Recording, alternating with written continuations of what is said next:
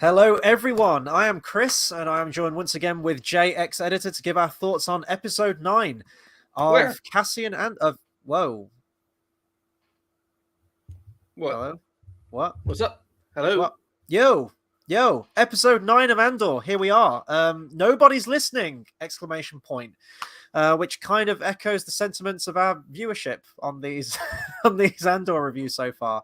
Apart from when we go on Tolkien tangents like we did last week, I can't promise we'll go on the same tangent tonight because we have got to get this done in a vaguely timely manner. But yeah, we're here to talk more Star Wars. Always a pleasure. How are you tonight, my friend? I'm Today, alright. this afternoon, we had to work out time differences. There's been like a whole thing in the UK. Yeah. It's crazy. It's y'all change. George Bush. I don't get it's an old custom. I don't get it. It's stupid. But it's a good job that you reminded me of it because otherwise I'd have been just like barreling on it as usual. I didn't even entertain that idea. You know how Thursdays are usually my Dungeons and Dragons night. Uh-huh. Tuesdays are my Vampire the Masquerade nights, but our host is British, and so it's normally at 7:30. And I messaged the group chat at 7:30. Are we meeting? No reply. And then almost an hour later, he's like, "Oh, you American cunts, change your clock different." Yeah. So hang on, when do yours change then? When do yours match? I think it's like a week or two later, maybe. Okay. I don't know. Ask George Bush. I know it was him. Sure. Is he still around? Who knows? Anyway, please do consider subscribing to the channel. More content on the way, specifically Tolkien, but we've got another 3 weeks of Andor, I think, haven't we, before it's all said and done. 12 episode series, if I remember correctly. So yeah, we're just shy of a month. We're still going to be here every Thursday, hopefully, talking more Star Wars content. While you're at it, give me a follow on Twitter. Go on, sorry. Are we going to do our season retrospective after that? Yeah, I guess we could do. Yeah, sure. A month of 4 content. more weeks There we go. 4 weeks. Give me a follow on Twitter at Hobbit Fan Editor. I don't post there a large amount, but I occasionally do post. So just give me a follow. Why not? It doesn't kill you. And while you're at it, if you are tuning in, let us know your thoughts on Andor. I don't know anyone who's watching this series apart from me and thee. Because, yeah, this seems like it's criminally underrated, and it's actually a really well-written show with like good characters and good themes in it so far. And it's dying. I haven't checked the viewership figures, but I can't imagine they're that big, and I haven't seen anyone online talking about this week to week. So, apart from us, here we go. Well, there's probably some other channels, to be fair. Yeah, and of course, next week we'll be here for Star Wars Andor episode 10 review. Don't have the name of that episode just yet. That's going to be Thursday, the 10th of November at 11 p.m. or 10. I don't know. We'll figure it out. Probably 11 again, maybe GMT. Before we get underway, if you want to tell people where they can find your channel, and I have rehearsed this now, so hopefully we're going to get this right today. Where can they find your channel? You can find me at youtube.com/JXEditor. It is, going along the bottom right there. Fuck! Better. We're getting there. I just need to anticipate when your hand's going to leave the camera and then I continue mine. When it gets really close to the edge of the frame, that's about when it's right. Yeah, no, you're right. But you do Star Wars content on your channel. We're talking Star Wars tonight, so if you are a Star Wars fan, head over there, give him a subscribe. He does some excellent work. You're currently, I don't know if I can talk about it. You can say I replied to a comment with some vague details, so okay, you've got an episode 9 edit in the works. I think it's fair to say, right? Yeah, I've started posting from an episode 9 edit. I added Cantina music to and B-roll to Kajimi. This thing sucks.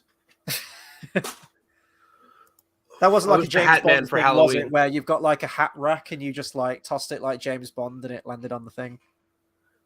Yes, that's exactly what happened. Actually, cool. I was expecting the hat to like fly into my camera then for a second. Oh fuck! We should have coordinated that. We should next time. I need to get a top hat for that. Yeah. Or we just anyway, sure we have the same hat. But new music, Cantina stuff. I just did the voices, right? I haven't posted those other two things. Yeah, so give him a subscribe. There'll be more episode 9 stuff coming. We talk Star Wars pretty much on a daily basis in some capacity, whether it's editing stuff, whether it's ideas for future edits, which may or may never get made, or just arguing about The Last Jedi, as we always tend to do. But it's all good. It's all good because we actually seem like we're on the same page for Andor. We're both very intrigued by it and enjoying it so far. Speaking of edits that'll never get made, the destruction of my last computer was such a relief. Like, there are so many projects that were like kind of far along, but like to the point that I'm not restarting them, but not so far along that the end was in sight. Yeah, it's fine. It's like a cleansing of the palette, isn't it? It's just hit the hard reset, and here we go from there. Dark Empire's dead. Yeah. Unfortunately, that there will be no snack bar. Yeah, he'll come back at some point, but it's still a term. The memory of snack bar. This is all in jokes. People watching this will have no idea what we're talking about. Should we explain what snack barring is? Let's explain it. You take it away because I think you coined the phrase originally. Well, it's quite simple. The idea is when you're making a fan edit and suddenly you have access to like good voice acting, you, depending on the voice acting you have, you can make some major changes to the plot. You just need to have that explained by the character you can voice act. And then, exposition, basically. Yeah, exactly. Exposition. To fundamentally change the story, and it recontextualizes the dialogue around it to have new meaning. So, for example, I had three separate scenes where I fundamentally changed the plot of the sequels, and I needed Admiral Akbar to just stand there and explain it. Yeah. And I don't know where the snack part came out from it, though. I will explain. Because you were going to do the same thing with Snoke. So I combined the two into snack bar. Right. And the legacy of snack barring lives on. And I'm sure we'll have plenty more snack barring in both of our respective edits from here on in the future. Oh, anyway, I've got Kylo Ren snack barring in the episode 9 one. You have, which is very easy to do because he's behind a mask. It's great. Let's talk Andor then. Let's move on to Andor. I swear the intro, the title Andor Circle, it's getting slower every time I watch this show. Yeah, I was thinking that too. I like the transition. The music in the intro, I don't know if it changes week to week. It sounds kind of vaguely similar, but maybe like a different instrumentation on it. It sounded exactly like Stranger Things today. It went like it was like exactly the same arpeggio, the same scale, whatever was used, the same synth. It was Stranger Things, which is kind of great. I am actually warming to the soundtrack now. Don't get me wrong. It ain't a complete foot tapper. It ain't John Williams, and it certainly isn't Michael Giacchino. But it's got an ambience to it. I like it. It feels very different from Star Wars. It does feel very Blade Runner-esque. It's very synth heavy, very mood heavy, and ambient, and it's kind of working. I wouldn't say there's any particular melody. I think like the main intro song is like Andor is Cassian's main theme, which will never get used in Rogue One, which is kind of funny. But yeah, it works for the thing, but I'm never going to listen to the soundtrack of this. I'm never going to go like buy the soundtrack to Andor, but it kind of works weirdly. I mean, I might have to for an edit. Yeah. So I think that first scene is, I mean, I don't know if it opens with Cassian and that working in the prison still, but one of the first scenes that I want to talk about is the character of Miro. Because this is like my favorite scene in all of the show so far. This was so dark. Now, who's Miro? I can handle a lot of shit, right? In films, like I have a good tolerance for that kind of stuff. But Miro torturing, I was going to say Binks. That would be very just torturing Jar Jar Binks. Bix. Oh, I was thinking of Bink, the stormtrooper. Oh, Bink, yeah. There's multiple Ag ones. and Bink are dead. I mean, it's just Star Wars word salad now at this point, isn't it? With characters' names. The torture of Bix. You've got I keep forgetting the name of the actress, and I've got to find her because she is one of the best things in this goddamn show. Love the character. You almost Biggs the other week. It was what? You almost said Biggs the other week, I A remember. big, I probably did. Yeah, Bix Colleen is the name. Yeah, I don't know. That's very Uh, Star Wars name, actually. Denise Goff is the actress who plays Miro, and she is just absolutely killing every single scene she's playing this character in. All, she's one of the fascinating characters in this series, in my opinion. And I love how she goes on like this whole spiel, this whole like villainous kind of Tarkin monologue. And Bix is like, look, even if I told you where Andor's last whereabouts are, you wouldn't believe me. And she's like, yeah, I know. And she just walks out and brings this really creepy doctor guy in, Dr. Gorst, I think his name was.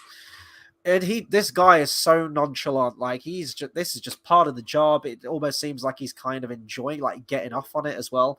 And he explains like there was this moon with this indigenous population that the Empire just completely genocided everyone on this planet and recorded the sounds of their death screams and just like the wailing and the pleading for help and of not just the men but the women and the children too. And but I love how they set this up as well, because they mentioned that these like files were collated and edited and effects were added onto them, and probably like a remix backing beat or something was applied to them. And the people who were editing it as part of the Empire went into like lost their minds and went into a complete catatonic state. And that's a great way to set that up, that it even fucks up the people who committed the genocide in the first place. Well, it's like the funniest joke ever told in Monty Python. That somebody wrote the funniest joke ever told, and he writes it. He's looking at it. He starts laughing, grabs his heart, and falls back. Somebody else goes over, picks it up, reads it, grabs his heart, falls back. And they translate it into German one word at a time. One man dared to translate 2 words and spent 3 weeks in hospital. Yes, yeah. I don't know. I just love the setup of this, and when she was about to get tortured by the Empire, I was expecting one of those like those droids to come in with the awkward syringe super glued onto it, because it's 1977 and we ran out of budget on the special effects. But no, I thought this was much more haunting, much more terrifying, and just the filmmaking of this bit of this particular scene of the whole show in general, but specifically this bit, I thought was really clever, because you don't hear the sound yourself, and that's way more terrifying than if they'd have played like or whatever it would have been over the top of it of people crying. Your imagination, it's kind of like gore in horror films as well. Implied violence is way more terrifying, in my opinion, than actually seeing something on screen. It's the Jaws thing. It's the suspense thing. If you don't see it, your imagination can take you to way wilder places than they would be if they actually depicted it on screen. And just seeing that actress's response to it and her screams, and we're watching as an observer as they would in just complete and utter silence, I thought was incredible. And the cherry on top of the cake for me was them replicating exactly the same camera angle from episode 4.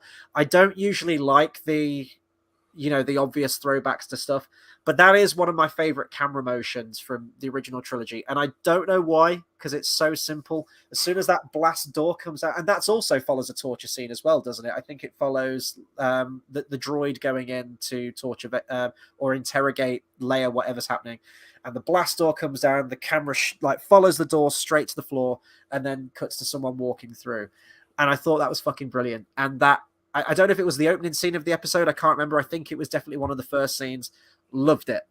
And that's probably my favorite scene so far in all of Andor, or it's certainly up there. Yeah, I like the idea that the Empire found a way to use empathy as a means of torture. Yeah. Kind of want to hear it. Yeah, but that's what's great. Like it's the imagination. No. I'm not complaining about the episode. I want to put the headphones on. Oh, you want to hear? Yeah, you want to hear it. I genuinely think I could probably hear that and just have no reaction to it.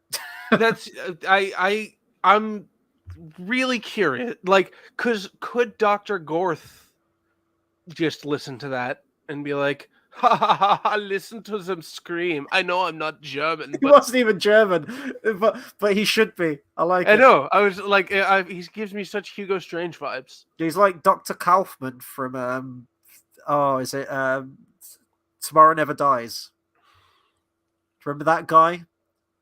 Second Pierce No. Brosnan film, second Pierce Brosnan Bond film. Oh, wait, was This he the one? random kooky German hitman motherfucker comes in, and he's in the film for like 2 minutes, and he's I great. do remember him.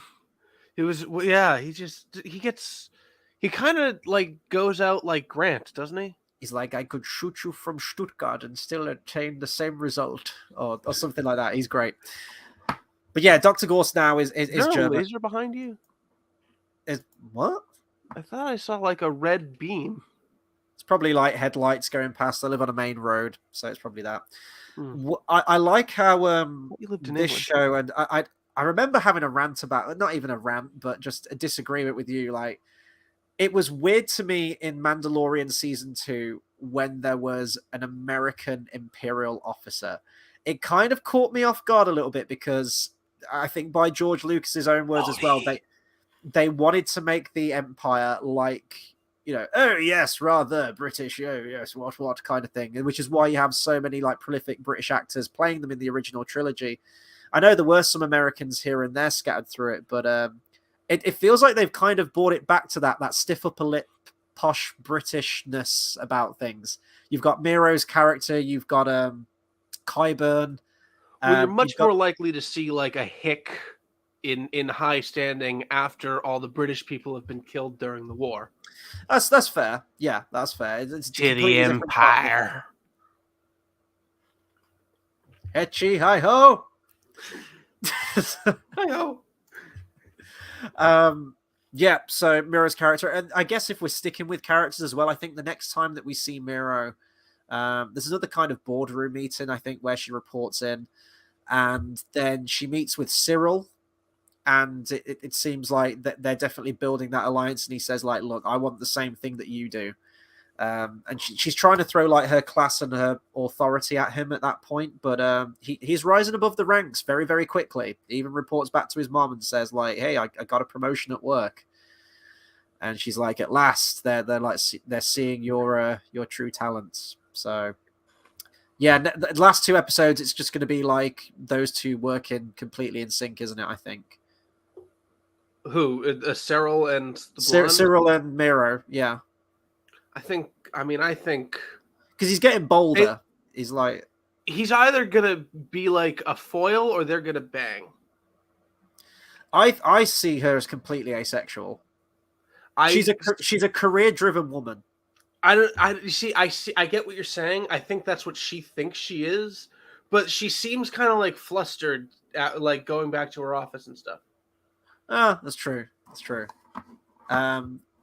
I mean, this is like showing us things that we've never seen in Star Wars before. If they show us Miro and Cyril fucking in the next episode, that's okay. We don't we don't need to like see the action. No, we could we can be told that they've already shared. What was the phrase? What was the phrase used in like episode? Sheets? Share the sheets. There we go. Yeah. I think the next. I guess we can save like the big prison stuff till last if we want to move to Mon Mothma and Vel. Her cousin. I'm hearing a crackling, by the way. I don't know if that's your microphone or if it's my earphone. No, my notes are on my phone underneath my microphone, and it's buzzing. Oh, okay. Well, I'll turn that off. There. No, data's off. Wi-Fi's off. Cool. Yeah. So we get Vel and Mon Mothma, and it's revealed that Vel is her cousin. Now they open with that it's her cousin has arrived, and we see Vel. But then the way they were talking, to me at least, it seemed like there was some kind of history between them. There was some kind of romantic interest between them. There was a lot of knowing glances, a lot of I don't know. I think that's them starting like a terrorist organization. Maybe. Oh, again, I'm hearing like crackling again. Hang on, it might be. Oh, really? Is there a problem? Hang on. Is there a problem? No, I think it's just my earphone. We're all good. I don't know if it was coming out on the recording or not. So I guess that's a revelation. Once again, I still think the actress who plays Mon Mothma is brilliant. And then we find out. Well, I don't know how this didn't occur to her at all, because she's been skimming off the top to help fund.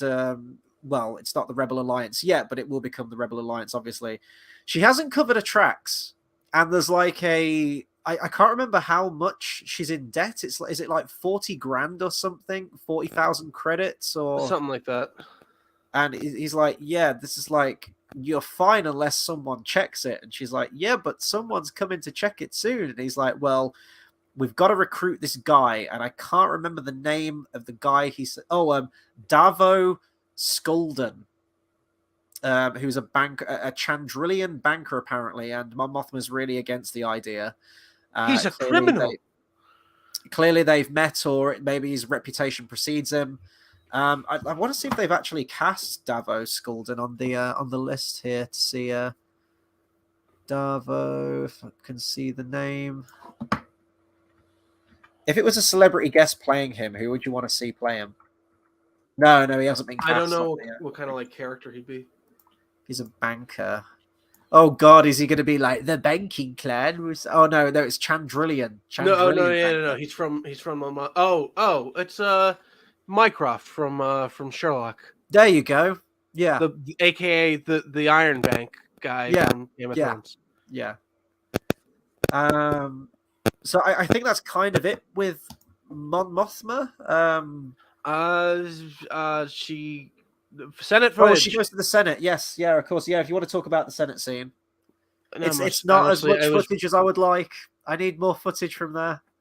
I can use again. The only thing I could think to use any of the footage from like in the Senate, it would be B-roll, and I would have a scene in A New Hope where Palpatine dissolves the Senate officially. Oh, okay. Yeah, that could be kind of cool. I was going to say you could add it into a sequel trilogy somehow and just have B-roll and voiceover. Like is this on Coruscant? So because change Hosnian Prime to Coruscant. No, it's like so. Okay, so these are going to be. This is a good Senate. It's a good Senate that doesn't want to help out. Yeah. Because they think they've completely disillusioned Princess Leia and think she's crazy and looking for trouble where none exists. That's an in-joke. Okay, let's cut to the main chunk of the story then. I can't remember cutting to any characters. We don't get any Skarsgård in this episode. We don't get any Saw Gerrera. So I think it's just all the prison stuff, unless you want to add anything about the Mon Mothma storyline, or I thought I had something to add, but no, I pretty much everything I got here is about the prison. Yeah. Let's go straight to that then. So I've really come to love this setting now, and I actually think that the concept of this would make a really good like short film or something. I think you could do a lot with this. I'm really interested to see how it all pans out in the next one. I love almost this sort of like Groundhog Day feel to it, how they're running to a schedule. They have to work 12 hours a day. They're right back to their bunks. And now we're starting to see more of an uprising, even with Andy Serkis's character, who's, again, it feels so weird that they've cast Andy Serkis as this character, because I think you could save him for a feature film. I know he played Snoke, but I'm talking about actually him on screen. But I am really loving this character and the way he's playing it, because he's sort of like the floor manager, essentially, isn't he, of this group of men. And you can tell, certainly from this episode, that he genuinely does care for his men and he cares for their well-being. But he's in this game as well. You know, he's given a job. He's got to do what he's got to do as well. But slowly, by the end of the episode, he is becoming a lot more disillusioned to what is going on, and that sense of hopelessness. You know, the episode's called Nobody's Listening, but it's also Nobody Leaves Here, because they hear a rumor that someone was released, and then I don't know how long they say they were released for, but then they were put back in, and they were just moved to level 2. Yeah, that's it. And I think they say, wasn't there like a big riot or something that kicked off on level 2, and then they killed everyone? The truth is, that just the information got out onto, Yeah. and they killed Yeah. everyone. Yeah. But no, I'm loving this. There's a brilliant bit of acting as well from Andy Serkis where I think he's just heard that news that there's sign language into the other bridge, and maybe he just doesn't want to believe it himself because he wants to kind of remain ignorant to it. But he says right, everyone fall in line, and they're all stood there like that. And he says it could be these rumors could be true, they could be not. Let's just carry on, pretend we don't know anything. And he's like, you see like a bead of sweat coming down his head, like the way he's acting there.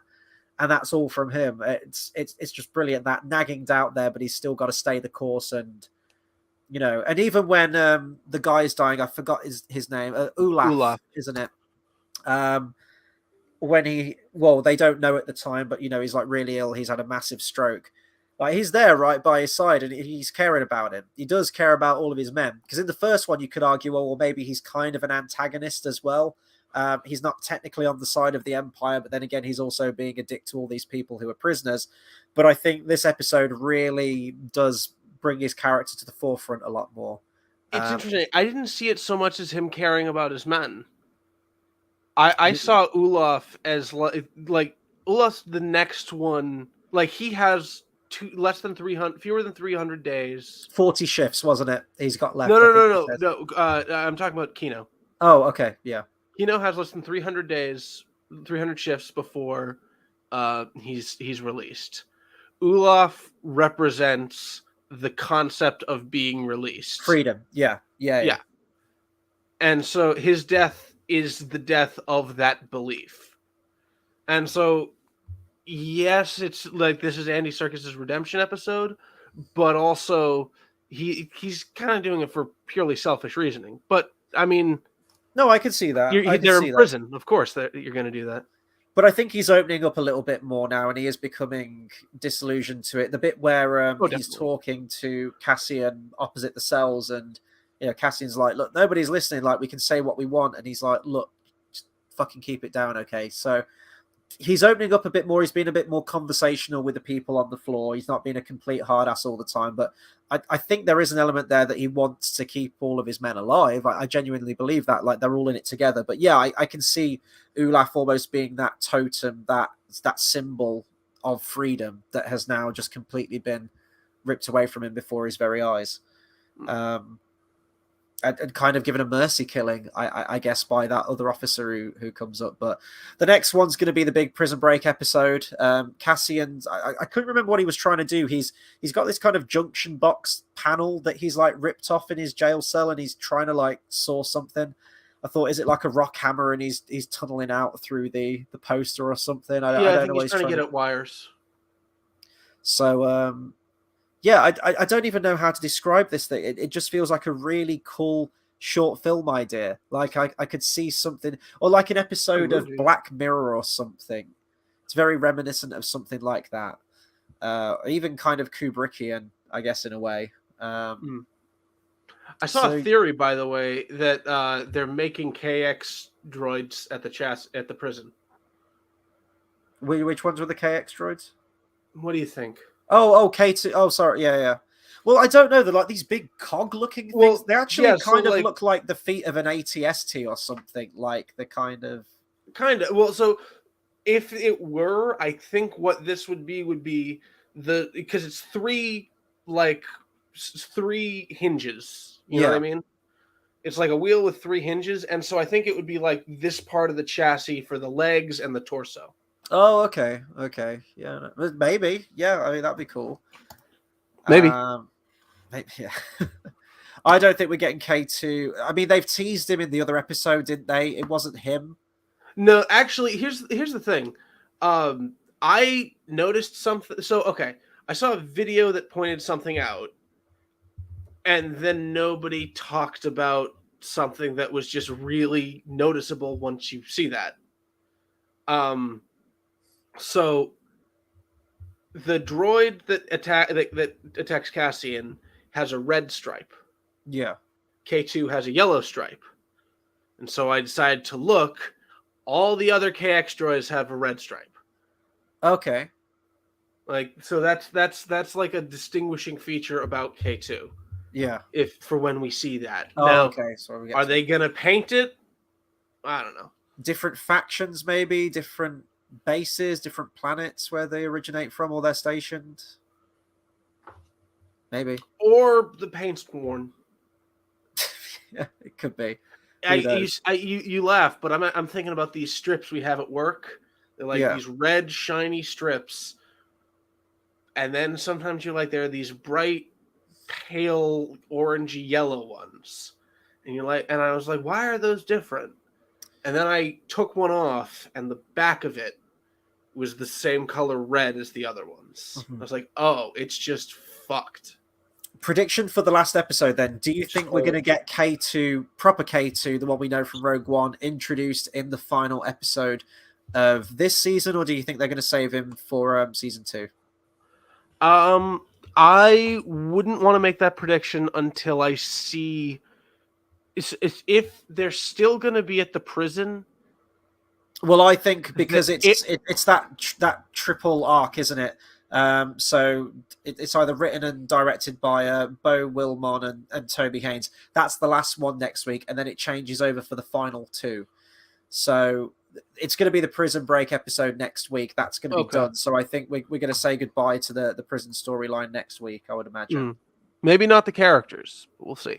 I hope not. And that's what I mean, because if this is going to spell the end for that arc and it's all done, I'm like, well, we've just lost a really good character of Andy Serkis. I mean, he could die next episode, but even that would be a shame because I think that the performance is really good. I really like this character, but it would be nice for a character in Star Wars now to die and stay dead and just not come back. So, I mean, I had my crazy fan theory, which I was joking about, but Andy Serkis, played a character in the sequel trilogy. Maybe he gets kidnapped by the Empire again, tortured, tested on, chucked in a test tube or something, and we have a Supreme Leader Snoke. I hope that's not the case, and it won't be, but how many more characters can Andy It's like Serkis the keep Fly, playing? but instead of a fly, it's Luke's severed hand. Yeah.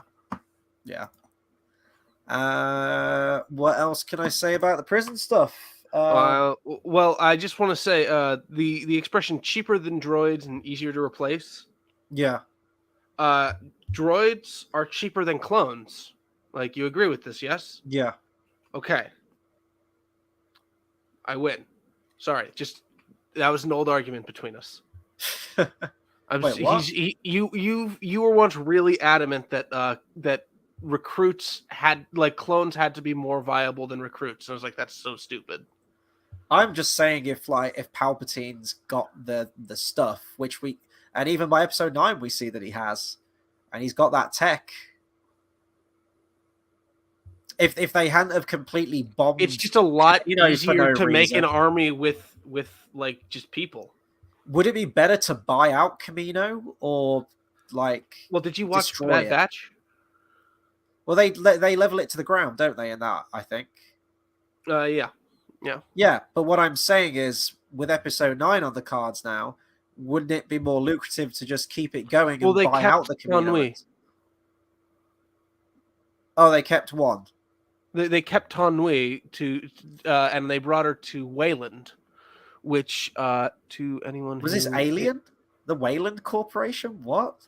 No, Wayland is a planet, and in the Thrawn trilogy, the original Thrawn trilogy by Timothy Zahn, what people would call 7, 8, and 9, what I would call maybe 7. I'm just saying, story-wise, it would make a much better 7 than 7, 8, and 9. Yeah.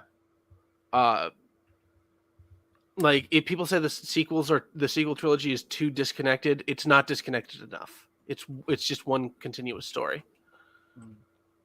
But Wayland is where all of the Emperor stored all of his tech. It's the Emperor's storehouse, including a bunch of cloning pods. Oh, okay. Which is where Thrawn gets his clones. It's where Jorah Sabayoth was cloned. Oh, it's where Luke was made. Luke. It's where the hand was, actually. Is that the deleted scene from Return of the Jedi with Vader reaching out and he's like, Luke.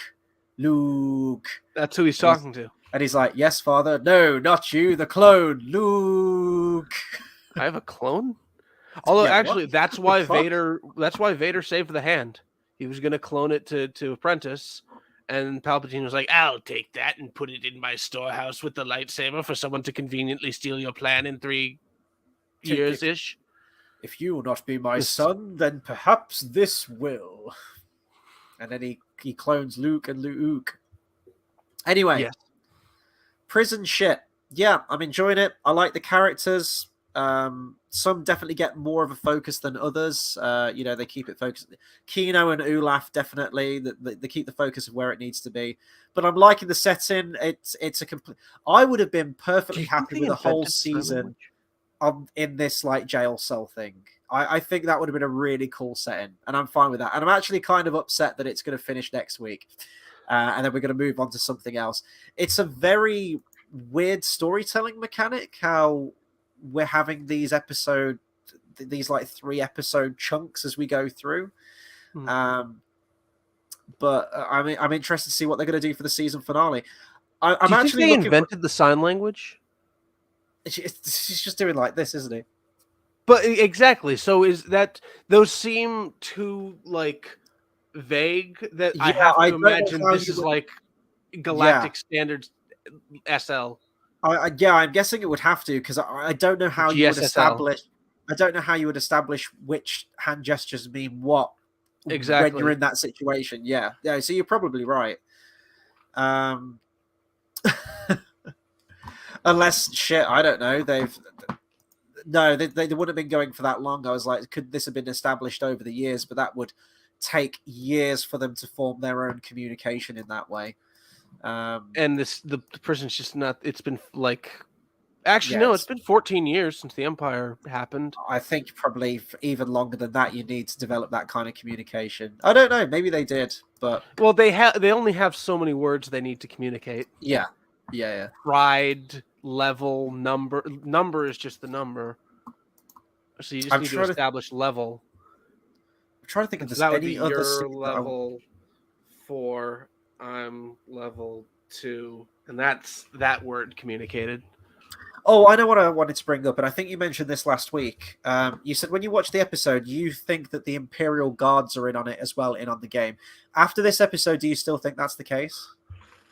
I don't think I think haven't so seen anymore. anything to make me feel like that, but again, I haven't seen anything to make me really against that.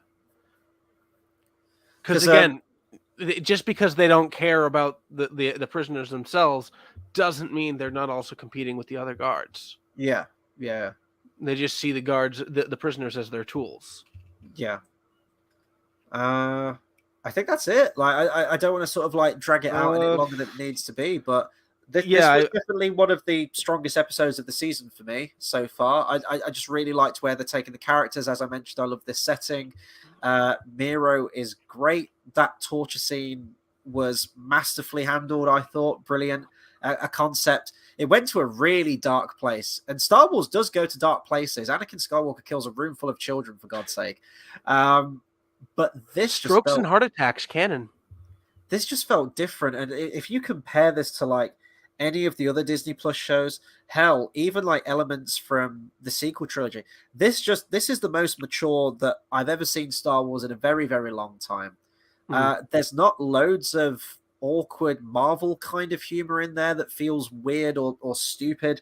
There's no kind of like really dumb alien species that just looks absolutely ridiculous doing weird shit. Not really that many aliens actually that we've seen. Have we? Has there been an alien in this show? There was the one who goes like Ron Paul in the sequel trilogy with Poe. No. I'm talking about in Andor. Yeah, no, I'm saying last week they had like the high society party, didn't they? And there was an alien there. Is the same one who's in Force Awakens, he's like there are too many of them or something like that. But then in The Last Jedi, there's another pilot guy, but he talks in alien language. So that was weird. Because it's a different guy. Because he probably, I'm assuming, because he dies. Like, that alien guy dies in Force Awakens. Yeah, I'm assuming that like they had started filming, and JJ had decided like, no, I need more stakes. I'm gonna kill Poe's friend. Yeah, and then he's just like, I guess this guy is a different guy now. Yeah. Yeah. So I think we've seen some aliens at the high society parties. But it's mostly human based. And if we're going to go with that, that is until we get to the Cantina bar. That's kind of what Star Wars 1977 is. There's a lot of humans in that, even down to the fact that originally Jabba the Hutt was going to be a human when they shot that. So, Oh, he was um, apparently going to be a furry guy. He was going to be like a stop motion fur monster. oh, But had him in like a fur coat so that if they couldn't do it, it oh would just be a god, guy. oh god. I'm glad they didn't do that. Oh, the mind of George Lucas. Sometimes it's great, other times it's just please stop. Jabba, Um, you're a wonderful human being. I used that in conversation today. I was very proud of that. I'm Of so course, I did. disappointed. I told you about the one time one of Anakin's lines actually worked as a pickup. Well, not pickup line, but like in actual like flirtation. Which was that? I'm not saying it on a live stream. Wait, what? Do I remember this? I don't remember. Tell me after. Tell me after we I'll finish tell you going live. after. Yeah. Yeah. So I'm loving this show. It just feels really mature. The worst character in it is Cassian Andor. He continues to be the least interesting character in the entire show so far. Everyone around him in the prison is way more interesting, and I just feel more compelled by. He's just kind of there, Not much which world is building a this shame. episode. Like, except for the whole screaming. Yeah, not as much, but I think there's been enough so far. There's Yeah, enough no, I know. intrigue Just going on around. it's been the thing that really like you talked about how once again Cassian is the lowest is like the least interesting part about this, but it's for entirely different reasons than Yeah, usual. yeah, Like it's for like just these other characters are more interesting rather than it's really interesting that these characters talked about this or we saw this. yeah, and it's I mean, I don't think it's like failed in its manifesto to like bring a Cassian Andor series to the screen. This still like 9 episodes in is a slow burn. It's so different from anything we've seen before, and that has been the most consistent thing I've said across all these episodes. Mm-hmm. When it's all said and done, I don't know if I'll ever rush back and watch this series. I mean, I tend not to rewatch a lot of stuff anyway because I just don't have the time to. Mm-hmm. So I can understand maybe why this show's kind of not capturing people's imagination or capturing their hearts or whatever it is, and why people may have signed off much earlier than we have. I mean, we're continuing on with it, and I'll continue to do so. But it's a shame when it's written really well.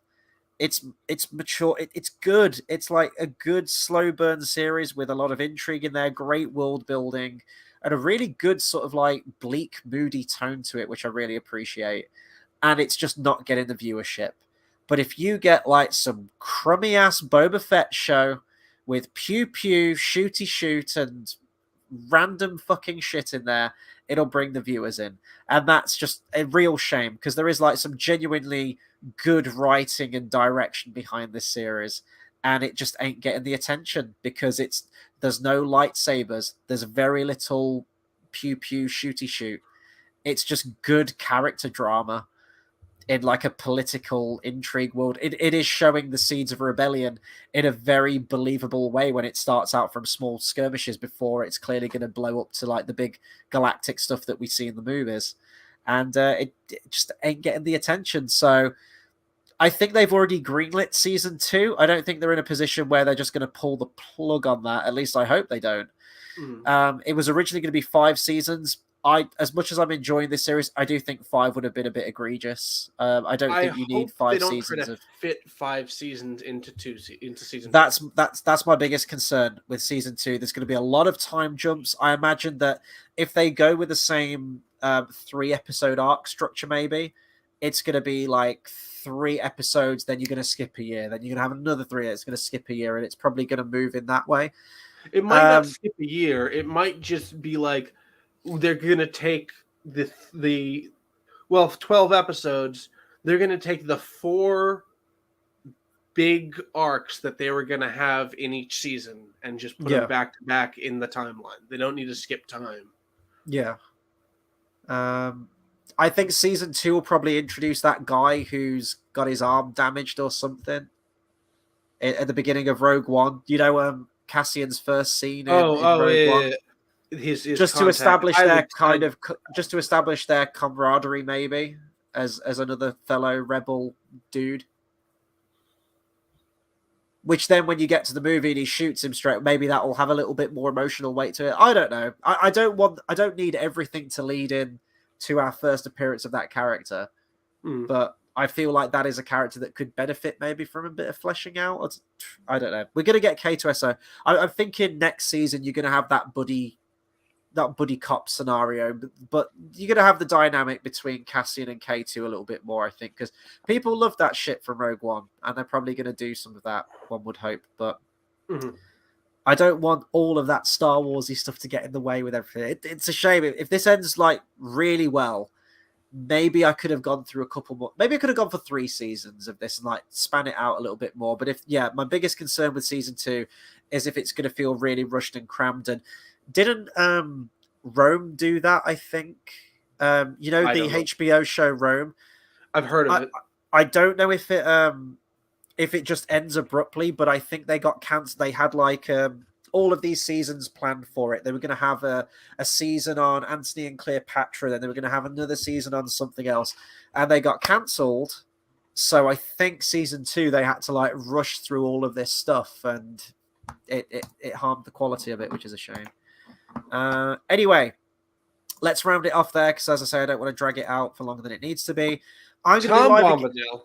Oh no! Don't you dare! Don't you dare! So the Tolkien stuff's coming tomorrow. I'm going to be on once again with, hopefully, if I can fit it into my schedule, weekly Tolkien content. You know what? I've kind of missed it. I hated the Rings of Power, but I loved nothing more than jumping on each week and chatting to you all about Tolkien, laughing at the show, even people who enjoyed the show, having a discussion with them. It was all good. So I'm going to be on with the channel Everything in Middle-earth once again. He joined me for episode 6, I think it was, of the Rings of Power. Maybe episode 7. No, it was episode 7.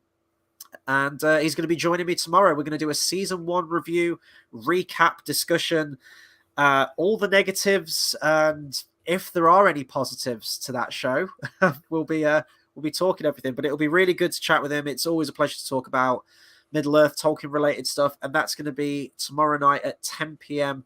GMT. So yeah, you're getting the Tolkien stuff back. It's good to be back. Before we sign off, once again, hopefully we can get it right this time. If you want to let people know where they can find you. Well, I am JXEditor, and you can find me at youtube.com/JXEditor. There you go. Almost. Need to work on the speed for that. You got your timing. You don't have the speed. Yeah. We'll get there. We'll get there for next week. But yeah, head over to there, give them a subscribe, and while you're at it, give me a subscribe too. Hit subscribe on the channel. I will not be here tomorrow. The bell icon, all of that, discussions, live streams, all that good stuff. I'm going to be bringing you more content. It's just my schedule has been completely rammed the last couple of weeks, so videos have kind of slowed down a little bit, but I do want to ramp it back up. And if you are interested in the Tolkien stuff, December is going to be jam-packed full of Tolkien stuff. Of course, there was the new trailer for Avatar: The Way of Water as well, which I haven't done a reaction to, but that's going to be the big review of December as well. I haven't watched the trailer yet because somebody posted it in a Discord server with the caption, "Watch this," and I don't like being told what to do. Yeah, I'm kind of the same with that too. My take, if you want my really quick take on the trailer, it looks absolutely stunning from a visual standpoint. But the story and characters, it's exactly the same as my review on Avatar 1. Story and characters is just lacking. I know it's only a trailer, but it just looks like man evil, tech evil. We're waging war on the Na'vi again, but this time we're on water and not in the jungle. So I'm hoping it's got the same copy story, and he actually takes it in a more interesting and compelling direction.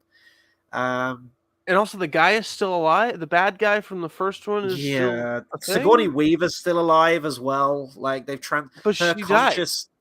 her consciousness is now transmitted into someone else, and the Colonel guy is now going to be the main villain of all of the sequels, apparently. And they found his body and found a way to move his consciousness into a Na'vi, but I don't fucking know. It's dumb. It's really dumb. No one's ever really gone, even This in Avatar. sounds like it would be a really, really including the first one. This would be a really fun comic book series. Maybe. But if this is literally just man Derivative, evil, but it would Na'vi be good, beautiful drawings. but this is on water, the next one's going to be like, oh, there's a volcanic part of.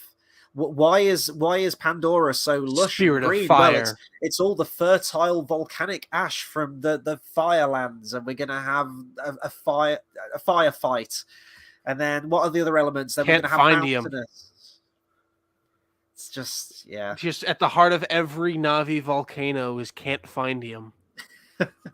Oh god, It's even rarer than unobtainium. I just got. I'm done. That was good. Yeah, I'll be live tomorrow night, guys. See ya.